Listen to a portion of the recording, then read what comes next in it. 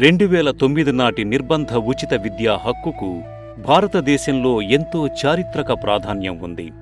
6 నుంచి 14 ఏళ్లలోపు పిల్లలకు నిర్బంధ ఉచిత విద్య అందించాలనే లక్ష్య సాధనకు స్కూల్ మేనేజ్మెంట్ కమిటీ విశ్వాసాన్ని కల్పించే ముందడుగు కావాలి.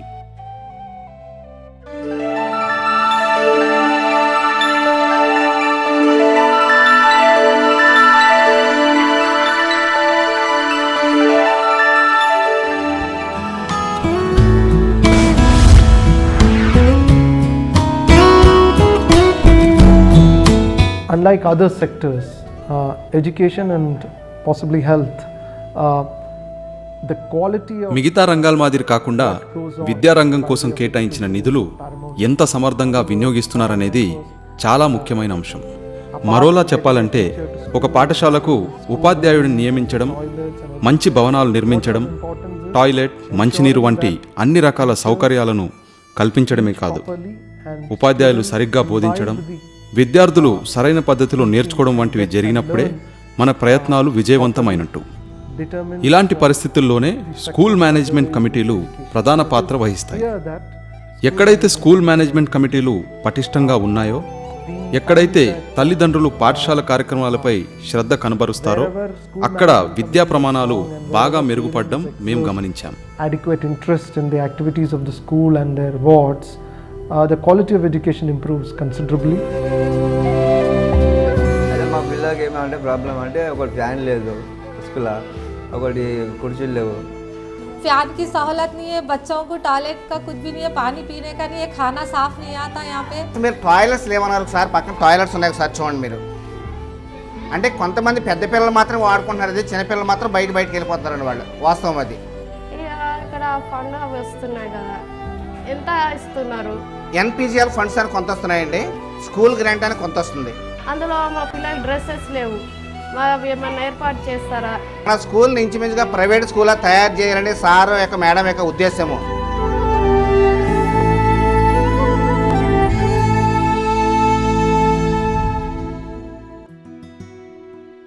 జాతీయ ప్రాధాన్యత గల అంశాలను చర్చించే సమావేశమిది. స్కూల్ మేనేజ్మెంట్ కమిటీ ఆధ్వర్యంలో భాగస్వాములు హాజరయ్యారు. వారిలో బోధకులు, విద్యార్థులు, తల్లిదండ్రులు ఉన్నారు.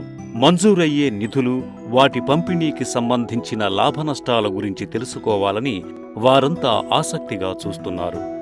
ప్రత్యేకమైన ఎస్ఎంసి ప్రయత్నం సఫలమవ్వటానికి ముఖ్య కారణం విద్యా హక్కు కోసం అవిశ్రాంత పోరాటం చేస్తున్న ప్రథమ్ ఆంధ్రప్రదేశ్ ప్రతి చిన్నారి పాఠశాల విద్యను అభ్యసించాలని, ఇందులో తల్లిదండ్రులు, ఎస్ఎంసి సభ్యులు భాగస్వాములు కావాలని కోరుకుంటోంది.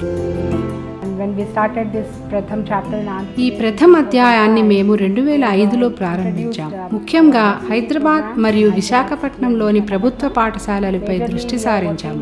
అందులో భాగంగానే ఏడాదిగా హైదరాబాద్లో 300 ప్రభుత్వ పాఠశాలల్లో ఇప్పటికే స్కూల్ మేనేజ్మెంట్ కమిటీలను నియమించాము. అవకాశాలు లేని పిల్లలకు ప్రాథమిక విద్యను అందించే అతి పెద్ద స్వచ్ఛంద సంస్థ ప్రథమ్ చేసిన కృషికి గుర్తింపుగా వచ్చిన అవార్డులు ఎన్నెన్నో. ఇందులో సామాజిక సేవా విభాగంలో వచ్చిన ప్రతిష్టాత్మక award CNN IBN Indian of the year 2009ను ప్రధాని డాక్టర్ మన్మోహన్ సింగ్ స్వయంగా ప్రదానం చేశారు. ప్రథమ్ నిర్వహిస్తున్న ఈ కార్యక్రమాలు అందరికీ విద్య అనే మహోన్నత లక్ష్యానికి నాంది కార్యక్రమాన్ని రూపొందించి అమలు చేశాక లక్షల మంది చిన్నారుల జీవితాలు మారిపోయాయి. ప్రతి విద్యార్థి పాఠశాలలో విద్యనభ్యసించాలనే ఉద్దేశ్యంతో నిర్వహిస్తున్న ఈ కార్యక్రమంలో ప్రమాణాలతో కూడిన విద్యనందిస్తూ ప్రథమ్ ముందు స్థానంలో ఉంది.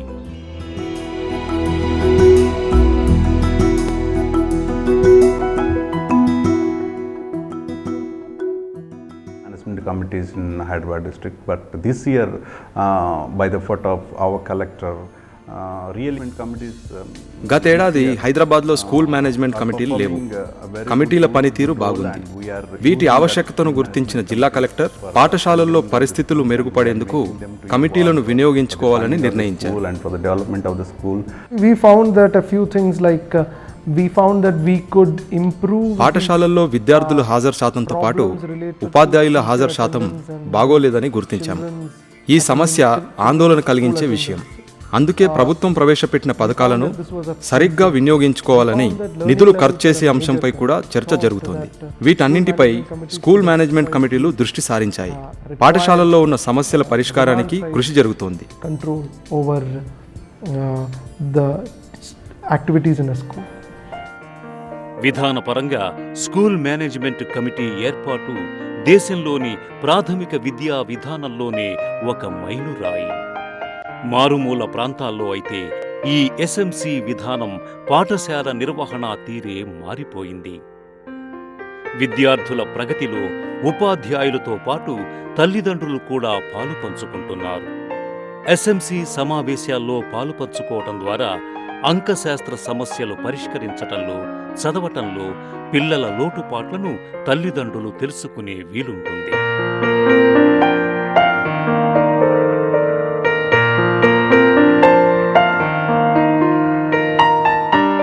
The school management committee constitutes ప్రాథమిక పాఠశాలల్లో 27 మంది, ఉన్నత పాఠశాలల్లో 32 మంది స్కూల్ మేనేజ్మెంట్ కమిటీల్లో సభ్యులుగా ఉంటారు. చదువుల్లో వెనుకబడిన వారితో పాటు మంచి ప్రతిభ కనపరిచే పిల్లల తల్లిదండ్రులు, ఎస్సీ ఎస్టీ మైనారిటీ విద్యార్థుల కుటుంబ సభ్యులు మరియు 50% మహిళలు ఈ కమిటీల్లో సభ్యులుగా ఉంటారు.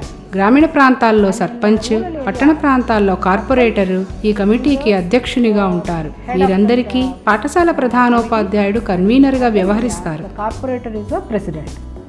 For this committee HM is a convener.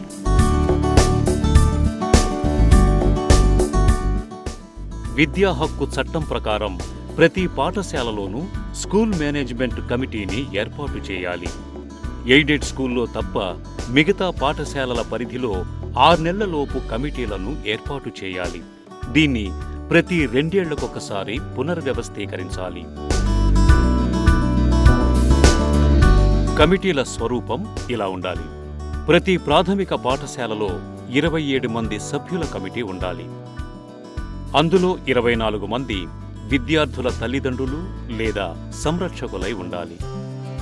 స్థానిక కార్పొరేటర్ లేదా కౌన్సిలర్ కమిటీలో సభ్యునిగా ఉండాలి. ఒక మహిళ సమాఖ్య నామినీ కూడా ఉండాలి. పాఠశాల ప్రతినిధులు ఎక్స్ అఫిషియో లేదా కన్వీనరుగా వ్యవహరించాలి. కమిటీలో సగం మంది మహిళలు ఉండాలి.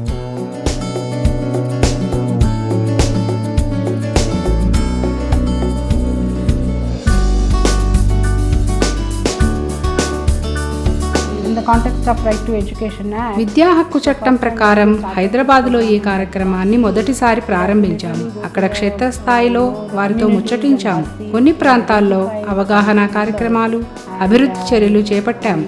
2-3 నెలల్లో ఆ కుటుంబాల్లో ఎంతో మార్పు వచ్చింది.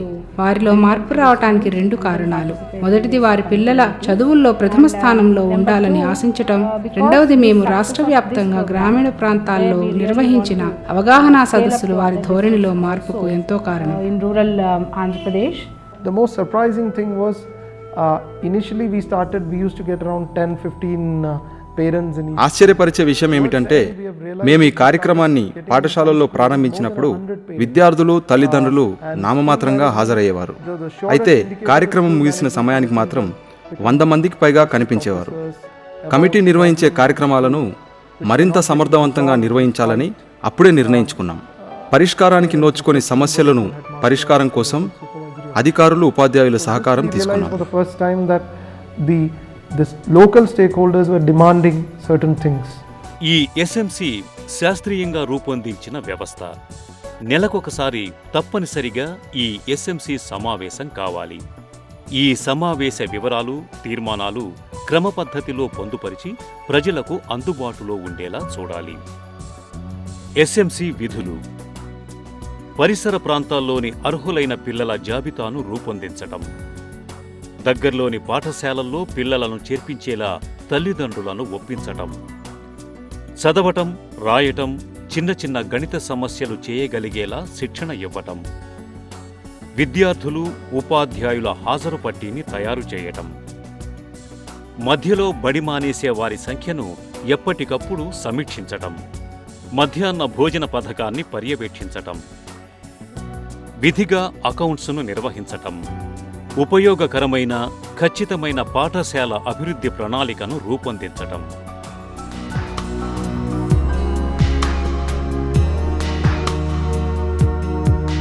Whenever this committee meets, there are 5 points majorly they discuss. సమావేశమైన ప్రతిసారి ప్రధానంగా 5 అంశాలపై చర్చించేవాళ్ళం. వాటిలో మొదటిది ఉపాధ్యాయులు సరిగా స్కూల్కి వస్తున్నారా రాలేదా, రెండవది పిల్లల హాజరు శాతం. ప్రతి వర్గానికి చెందిన ప్రతి పిల్లవాడు పాఠశాలలో తమ పేర్లు నమోదు చేసుకుని వారు ప్రతిరోజు స్కూల్కి వచ్చేలా చేయటం. మూడవది నాణ్యతతో కూడిన మధ్యాహ్న భోజన పంపిణీ జరిగేలా చూడటం. నాలుగవది పాఠశాల నిధులకు సంబంధించినది. ప్రభుత్వం నుంచి వివిధ సంస్థల నుంచి మంజూరైన నిధులను వినియోగించుకుని పాఠశాలలను అభివృద్ధి చేయటం. ఇక ఆఖరిది అతి ముఖ్యమైన అంశం ఏమిటంటే విద్యా ప్రమాణాలు. తల్లిదండ్రులు స్వయంగా తమ పిల్లల ప్రగతిని ఎప్పటికప్పుడు ఈ సమావేశాల ద్వారా పరీక్షించుకోవచ్చు. 5వ తరగతి విద్యార్థులు వారికి సరిపడా తెలివి కలిగి ఉన్నారా, సరియైన రీతిలో నేర్చుకుంటున్నారా, సరిగ్గా చదవగలుగుతున్నారా వంటి విషయాలను ఈ సమావేశాల ద్వారా పరీక్షించుకోవచ్చు. ఈ విషయాలన్నీ ఈ సమావేశాల్లో ఎంతో క్షుణ్ణంగా తల్లిదండ్రులు పరిశీలించవచ్చు.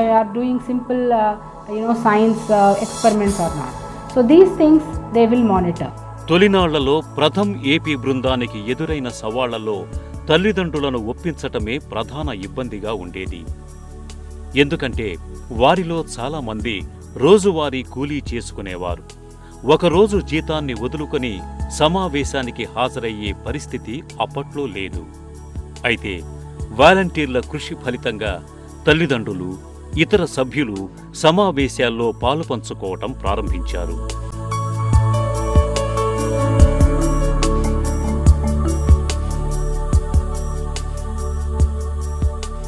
సాధించిన విజయాల్లో ముఖ్యంగా చెప్పుకోవలసింది ఏమిటంటే భాగస్వాములను అందరినీ ఒకే తాటిపైకి తీసుకురావటం. వారి పరిధిలో వారు నిర్వహించే కార్యకలాపాలు విస్తృతంగా ఉండటమే దీనికి కారణం. ఈ ఎస్ఎంసి సమావేశాలు మండలంలోని ప్రతి పాఠశాలలో ప్రతి నెల నిర్వహించారు. సంబంధిత మండలాల కోఆర్డినేటర్లతో కలిసి ప్రథమ్ కమ్యూనిటీ స్కూల్ మానిటర్స్ ప్రణాళిక రూపొందిస్తుంది. ఎంపిక చేసిన పాఠశాలల డిప్యూటీ ఇన్స్పెక్టర్లతో సమావేశాన్ని ఏర్పాటు చేస్తుంది. ఇది ప్రతి నెల మొదటి వారంలో జరుగుతుంది. ఈ పద్ధతిలో ఎస్ఎంసి రోజుకు 2 పాఠశాలల్లో కార్యక్రమాలు నిర్వహిస్తుంది. ఈ సమావేశం 2 గంటల సేపు ఉంటుంది. స్థానిక ప్రభుత్వ పాఠశాలలకు, తల్లిదండ్రులకు మధ్య ప్రథమ్ కమ్యూనిటీ స్కూల్ మానిటర్లు వారధిలా పనిచేశారు. ఇది పాఠశాలల్లో చేరే వారి సంఖ్యను గణనీయంగా పెంచింది. పాఠశాల అభివృద్ధి ప్రణాళికలో తల్లిదండ్రులు, ఉపాధ్యాయుల సమావేశాల ప్రాముఖ్యాన్ని, సభ్యులు నిర్వర్తించాల్సిన విధులను వివరించటం. స్కూల్ వదిలిన తర్వాత స్కూల్ విద్యార్థుల పిల్లల్ని తీసుకొని వాళ్ళ ఇంటిని సందర్శించి వారికి ఆర్టీ గురించి, విద్య యొక్క ప్రాముఖ్యత గురించి చెప్పి వారిని ఒప్పించి ఎస్ఎంసి సమావేశానికి రప్పించడానికి చాలా ప్రయత్నాలు చేయడం జరిగింది. ఆ విధంగా మేము విజయవంతం కూడా సాధించాము.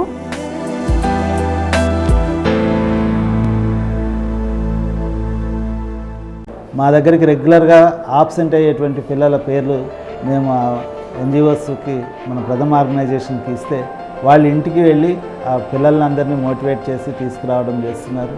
అట్లానే ఈ మీటింగ్స్ అయినప్పుడు కూడా ప్రతి నెల రెగ్యులర్గా వాళ్ళు మీటింగ్స్కి వచ్చి రెగ్యులర్గా మార్క్స్ బాగా తెచ్చుకున్న పిల్లలకి ఎంకరేజింగ్గా ఇది చేయడం, అటెండెన్స్లో బాగా వచ్చిన వాళ్ళు కూడా కానుకలు ఇవ్వడం ఇట్లా చేస్తూ వస్తున్నారు. అంటే డిప్టీ ఈఓస్ నుంచి మేము డేట్స్ తీసుకొని ఆ డేట్స్ని స్కూల్స్ అందరికీ డిస్ట్రిబ్యూట్ చేస్తాము. తర్వాత టుమారో మీటింగ్ ఉంది అనగానే మేము ఎస్ఎంసి మెంబర్స్ ఇంటికి వెళ్ళి డోర్ టు డోర్ వాళ్ళ ఇంటికి వెళ్ళి చెప్తాము, మీటింగ్ ఇలా ఉంది, రేపు 10 o'clock మీటింగ్ రావాలని ఎస్ఎంసి మెంబర్స్ అందరి ఇంటికి వెళ్ళి చెప్తాము. 15-16 మెంబర్స్ ఎస్ఎంసి మెంబర్స్ ఉంటారు.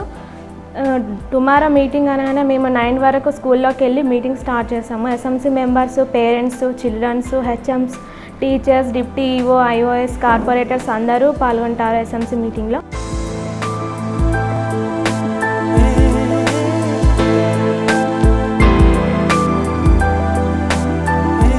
ఎస్ఎంసీలలో తల్లిదండ్రులు ఆసక్తితో పాలు పంచుకోవటం ఈ అభివృద్ధిలో గమనించదగ్గ అంశం. ఎస్ఎంసీ వైపు వారిని ఆకర్షించిన అంశం వారికి లాభిస్తుందనటం విశేషం. కమిటీ సభ్యులతో సహా అందరికీ ఇదో గొప్ప అనుభవం. అన్నిటికంటే ముఖ్యంగా విద్యార్థి ప్రగతి తల్లిదండ్రులకు ఎప్పటికప్పుడు తెలుస్తుంది. తల్లిదండ్రులు చురుకుగా పాల్గొంటే పిల్లల్లో అభివృద్ధి కోసం తీసుకోవాల్సిన జాగ్రత్తలు కూడా తెలుస్తాయి.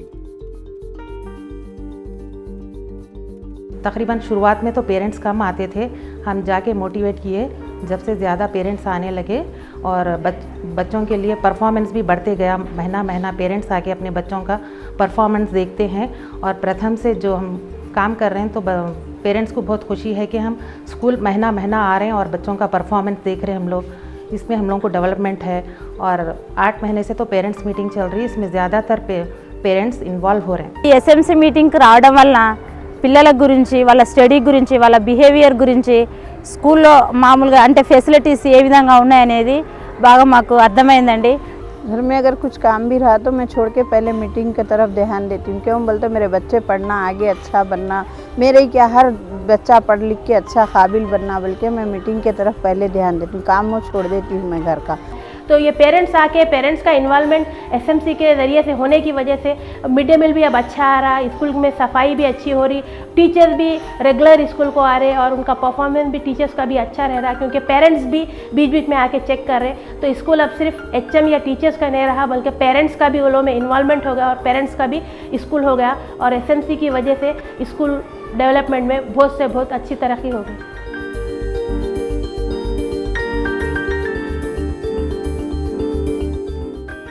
నిధులు, వాటి వినియోగంపై ఎన్నో అనుమానాలు వచ్చాయి. ఖర్చులు, రసీదులతో ఖచ్చితమైన అకౌంటును ప్రతి ఏడాది నిర్వహించాలని తల్లిదండ్రులను ఎప్పటికప్పుడు అప్రమత్తం చేశారు. అంతేకాకుండా వార్షిక ప్రణాళికలను, పాఠశాల అభివృద్ధి ప్రణాళికలను ఎలా రూపొందించాలో కూడా వారికి శిక్షణ ఇచ్చారు. ఈ ఎస్డిపిలో ప్రతి ఏడాది తరగతుల వారీగా చేరేవారి వివరాలు, కొత్తగా చేర్చుకున్న అదనపు ఉపాధ్యాయులు, ఇతర మౌలిక సదుపాయాల ఏర్పాటు, పారిశుద్ధ్యం, పాఠశాల భద్రత, ఆరోగ్యం, వైద్యం వంటి వివరాలు ఉంటాయి. ఎస్ఎంసీ మీటింగ్ ప్రధాన ఉద్దేశము అసలు ఈ పాఠశాలకు ఎన్ని రూట్స్లలో ఏ విధంగా ఫండ్స్ వస్తున్నాయి, ఆ ఫండ్స్ని ఏ విధంగా యూటిలైజ్ చేస్తున్నారు అనే ప్రతి విషయం కూడా ఉపాధ్యాయులు మరి పై ఆఫీసర్స్ అందరూ కూడా పేరెంట్స్కు విపులంగా చెప్పడం జరుగుతుంది. అంటే గవర్నమెంట్ ఈ పిల్లల కోసం ఎంత మనీని స్పెండ్ చేస్తుంది, ఆ మనీ ఏ విధంగా స్పెండ్ చేస్తుంది, ఎన్ని రూట్లలో స్పెండ్ చేస్తుంది, అంటే ప్రతి విషయాన్ని పేరెంట్ తెలియడం వల్ల వాళ్ళలో ఒక అవగాహన అనేది పెరిగి పిల్లల్ని ప్రభుత్వ పాఠశాలకు పంపించడానికి, ఇష్టపూర్వకంగా వారు పంపించడానికి మాకు అవకాశం ఉంటుంది.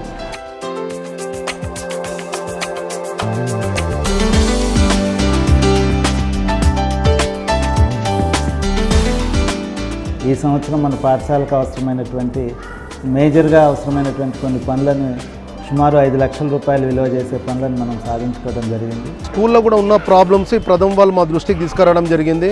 ఎలాగంటే పిల్లలు భోజనం చేయడానికి కూడా ఫ్లోరింగ్ లేకుండా నేనే ఇక్కడ వేయించడం జరిగింది. మరి పిల్లలకు హై జంప్ కూడా డిగ్గింగ్ చేసి మట్టి వేయించడం జరిగింది. ఇది ప్రథమ వాళ్ళు మా దృష్టికి తీసుకొచ్చడం వల్లనే మేము ఇది చేపేయగలిగినాము. ఈ ఎస్ఎంసీలకు ఎంతో గొప్ప భవిష్యత్తు ఉంది. ప్రథం చేస్తున్న నిజాయితీతో కూడిన ప్రయత్నాలను రాష్ట్ర ప్రభుత్వం ప్రశంసించింది. ఆంధ్రప్రదేశ్లోని 12 జిల్లాల్లో ఎస్ఎంసీలను బలోపేతం చేసేందుకు ప్రథంను ఆహ్వానించింది.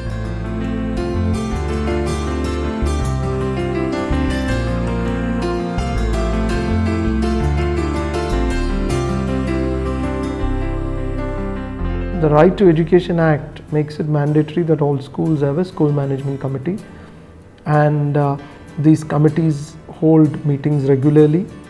విద్యా హక్కు చట్టం ప్రకారం ప్రతి పాఠశాలలోనూ స్కూల్ మేనేజ్మెంట్ కమిటీ ఉండాలి. ఈ కమిటీ ఎప్పటికప్పుడు సమావేశాలు నిర్వహిస్తూ పాఠశాలలకు సంబంధించిన రకరకాల అంశాలను చర్చించాలి. అంటే కొంతవరకు ఇది చట్టబద్ధమైనది. హైదరాబాద్లో విజయవంతమైన విధానాన్ని ఇతర ప్రాంతాల్లో కూడా ప్రవేశపెడితే సరైన ఫలితాలుంటాయి. వీటి ప్రయోజనాలను వివరించగలిగితే స్కూల్ మేనేజ్మెంట్ కమిటీల ఆవశ్యకత అర్థమవుతుంది. దీంతో పాటు దీని చట్టబద్ధత గురించి అవగాహన కల్పిస్తే దేశవ్యాప్తంగా దీన్ని విజయవంతంగా అమలు చేయవచ్చు. We should have widespread adoption of school management committees across the schools in the state and country. పేరుకు తగ్గట్టే ప్రథమ్ కూడా విద్యారంగంలో అగ్రస్థానంలో ఉంది.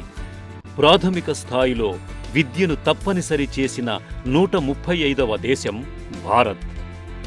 సంపూర్ణ అక్షరాస్యతలను సాధించే కార్యక్రమంలో ప్రథమ్ కీలకమైన తోడ్పాటునందిస్తుందనటంలో సందేహమే లేదు.